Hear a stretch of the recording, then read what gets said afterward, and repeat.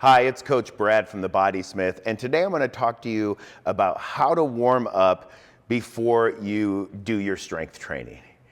Now, maybe you head to the gym before you lift weights and you hop on a bike or a treadmill for 5 minutes. This is great. This is a great start for your workout. It's going to help your tissues kind of raise in temperature, which means you're going to move better, things like that. But if we are going to do a workout that is comprised of functional movements, things like lunging and squatting and deadlifting, pushing, pulling, all those kinds of things, then we got to think beyond just a little bit of cardio. And what I'm talking about is a comprehensive warm-up that is going to not only warm up our tissues and lubricate our joints, it's going to help us get a great workout, and it's going to help us stay injury-free.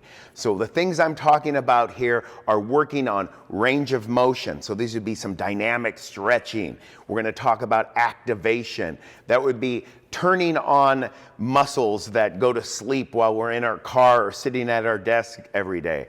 And then I'm going to talk about movement preparation. These are performing large movements like squatting, lunging with just body weight, things that are going to mimic the workout you're going to do ahead. And this will help you stay loose. It'll help you move better, get greater workouts, and reduce the chances of injury.